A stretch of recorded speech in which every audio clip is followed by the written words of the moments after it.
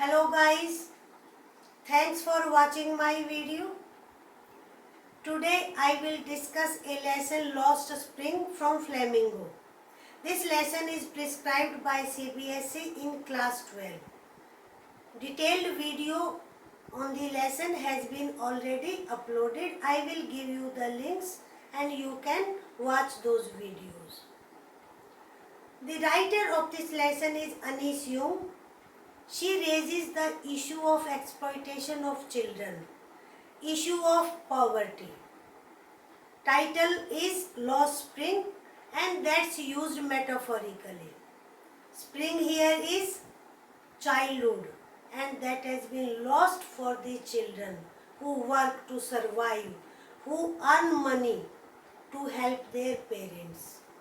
This issue has been raised in the lesson and the lesson is in two parts. This is a case study of two children. Our first extract is, it takes longer to build school. I say, embarrassed at having made a promise that was not meant. But promises like mine abound in every corner of the world. Who is the speaker here? Speaker is writer, means Anis Young. What promise had she made to the listener? She could give him job. She would build a school in his neighborhood. She would send him money. She would send for his parents. यानी क्या वो उसको job देंगी, उसके पड़ोस में school बनवाएंगी, या उसके लिए पैसे भेजेंगी, या उसके पेरेंट्स को बुलाएंगी? क्या प्रॉमिस किया था लिसनर को? Listener here is Sahibe Alam. Your answer is B. She would build a school in his neighbourhood. उन्होंने ऐसा प्रॉमिस किया था. Third one, who is the person the writer is talking to? That I have already told you, a Sahibe Alam. Fourth, the writer calls Sahib's world as bleak because Sahib is leading a good life. There is no electricity in their colony. His life is dark and hopeless. He is blind. अब you must know the meaning of bleak. Bleak is dreary, hopeless. Here, C is answer. His life is dark and hopeless. Abound means, line में है ना, but promises like mine abound in every corner of the world. Be in great number, boundary, about, lacking. Answer is be in great number और in great quantity. वहाँ पर हम abound का use करते हैं. Second extract, my acquaintance with the barefoot rag pickers leads me to Seemapuri, a place on the periphery of Delhi yet miles away from it metaphorically. Which place is on the periphery of Delhi? C, Seemapuri. Second, what does the writer mean to say in the phrase, a place on the periphery of Delhi yet miles away from it metaphorically? इसका क्या meaning है कि वो दिल्ली की boundary पर है और दिल्ली से बहुत दूर है, मीलों दूर है. इसका क्या मीनिंग है? Seemapuri is many miles away from Delhi, ये तो है ही नहीं. ऑलरेडी बता दिया है कि आउटर, आप रिंग रोड कह सकते हैं या आउटर स्कर्ट पर है. Firozabad is many miles away from Delhi. Seemapuri is part of Delhi. Civic facilities are lacking in Seemapuri unlike other parts of Delhi. Our answer is D. उनका मीनिंग ये है कि वहाँ सिविक फैसिलिटीज नहीं है, तो वहाँ अगर हम जाते हैं तो ऐसा लगता है दिल्ली से ये मीलों दूर है. Our third extract is, children grew up in them, becoming partners in survival. And survival in Simapuri means rag picking. Through the years, it has acquired the proportions of a fine art. Garbage to them is gold. ये हमारा extract है. Questions? How do children become partners in survival? Survival, to live on, somehow to live on. Children make bangles. They look after their siblings. Siblings भाई बहनों को कहते हैं. जैसे girls को आप मोस्टली देखते हैं, पेरेंट्स काम पर चले जाते हैं तो वो अपने सिबलिंग्स को लुक आफ्टर करती है. तो क्या ये मीनिंग है? They do house work, they collect garbage and earn money by selling it. Answer is D here, है ना. Garbage to them is gold. तो इसका ये मीनिंग है कि वो भी गार्बेज को कलेक्ट करने लग जाते हैं अपने पेरेंट्स के साथ, और सर्वाइवल की दौड़ में वो भी पार्टनर बन जाते हैं, भागीदार बन जाते हैं. What does it refer to here? ये है ना, through the years it. Survival, rag picking, bangle making, motor repair. What? Rag picking. यानी वो एक्सपर्ट बन जाते हैं रैग पिकिंग में भी, और वो एक आर्ट का रूप ले लेता है उनके लिए. Third, what literary device has been used in the sentence garbage to them is gold? Literary device आपने पोएट्री सेक्शन में पढ़ा होगा. Simile, rhyme, rhythm, metaphor, hyperbole, alliteration, ये सब क्या है? Poetic devices. और फिगर ऑफ स्पीच भी आप कह सकते हैं. Literary devices are used by writers or poets to highlight their opinion, to emphasize their point of view. And these devices make the language colorful and interesting for the reader.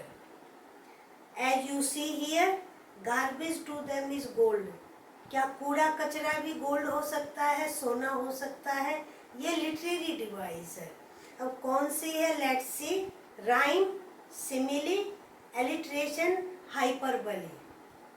अब rhyme तो है नहीं. Rhyme तो किसे कहते हैं? जहाँ पे साउंड मिलती है, that is rhyme. Simile is not there, no comparison is there. Alliteration, repetition. Hyperbole, hyperbole क्या होता है? एग्जैजरेशन.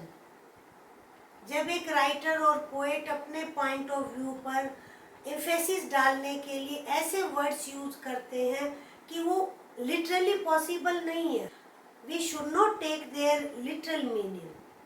जो डिक्शनरी मीनिंग है वो नहीं होता है. अब जैसे गार्बेज, क्या सोना हो सकता है? No.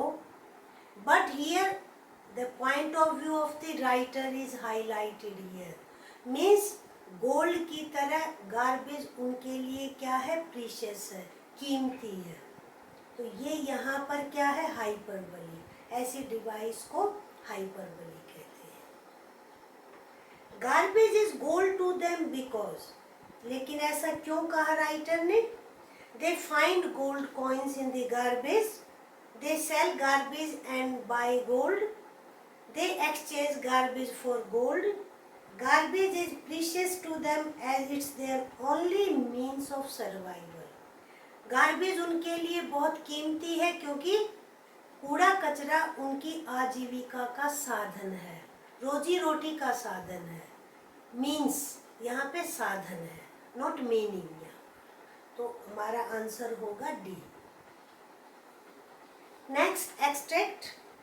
Despite long years of hard labor, first as a tailor, then a bangle maker, he has failed to renovate a house, sent 2 sons to school.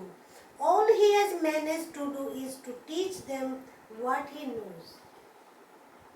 अब ये भी आपके लेसन में है. Can you guess in the second part? Who is he here? Here the writer is talking about Mukesh father. Father के बारे में बात कर रही है. Second, he has failed to send 2 sons to school. As का यहाँ मीनिंग बिकॉज से मीनिंग है. लास्ट में जो हमारा पॉइंट है वो यही है कि because of poverty he could not afford to send his sons to school. गरीबी के कारण वो अपने बेटों को स्कूल नहीं भेज सका. What vocation has he handed over to his sons? Writer ने लास्ट लाइन में इस एक्सट्रैक्ट में कहा है। कौन सा काम उसने अपने बच्चों को हैंड ओवर किया है?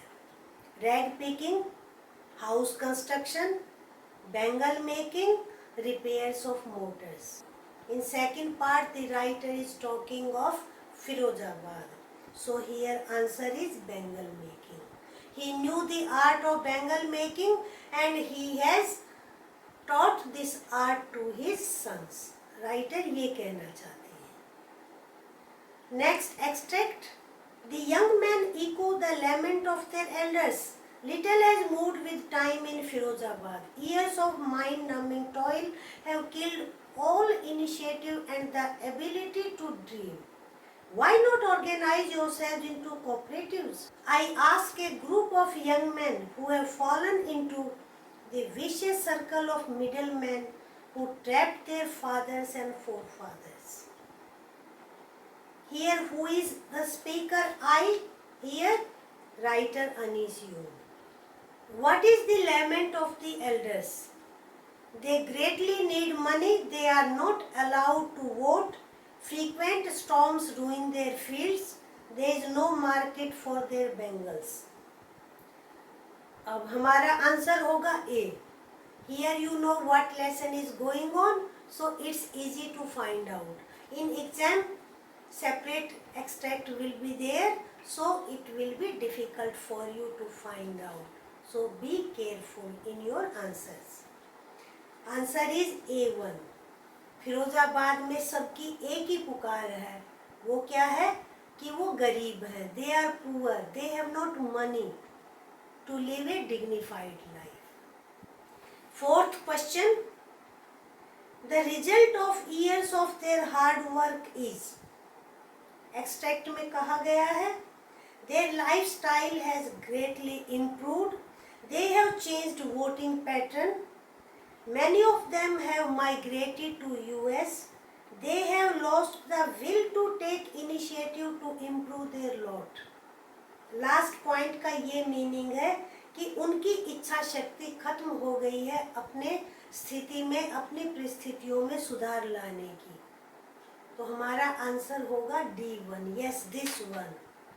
वो काम करते रहते हैं, ड्रजरी, सारा दिन सारा साल जो है, उनको दूसरी बात सोचने का ना फुर्सत है और ना ही उनकी कोई अब इच्छा है। Who have fallen into the vicious circle of middlemen? जो कुचक्र है उसमें कौन फंस गए हैं? Here, people of Firozabad. Next, together they have imposed the baggage on the child that he can't put down. Before he is aware, he accepts it as naturally as his father. Here, they refers to. They word किसके लिए use किया गया है?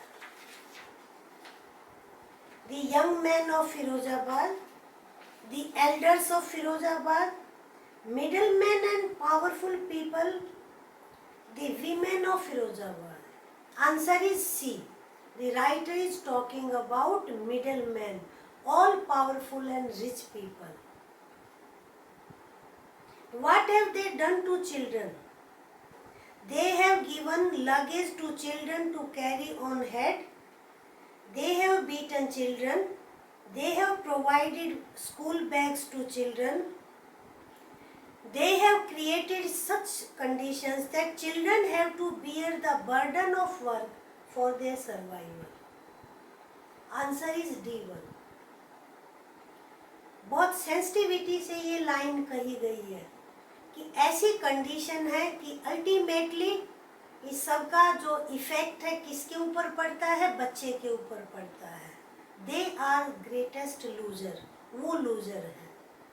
उनके सिर पर एक responsibility रखी जाती है एट यंग एज, बहुत बचपन में ही, और वो फिर पूरी लाइफ उसको उतार नहीं पाते हैं रिस्पॉन्सिबिलिटी को। क्यों? क्योंकि जब तक वो बड़े होते हैं, समझते हैं अपनी सिचुएशन को, उनकी आदत हो जाती है। They become habitual of it. Last one, What does a child accept before he is aware of his misfortune? बच्चे क्या एक्सेप्ट कर लेता है जब तक उसको अपने दुर्भाग्य का पता चलता है? He accepts gift from rich people. He accepts to help his friends. He accepts his destiny as a law of nature. He accepts his responsibility to help his parents in old age. तो answer क्या होगा? C. He accepts his destiny as a law of nature. वो इसको अपना भाग्य समझ लेता है कि उसके भाग्य में यही लिखा है, कुदरत का यही नियम है, और जिंदगी उनकी ऐसे ही चलती रहती है. Life goes on like this from generation to generation. ये राइटर का यहाँ कहने का कंटेंशन है. I hope you like the video. I assure you, you will be greatly benefited in your exam. So, keep on watching videos on Vidya classes. बंद करने से पहले वीडियो को लाइक करें, शेयर करें, और चैनल पर फर्स्ट टाइम है तो चैनल को सब्सक्राइब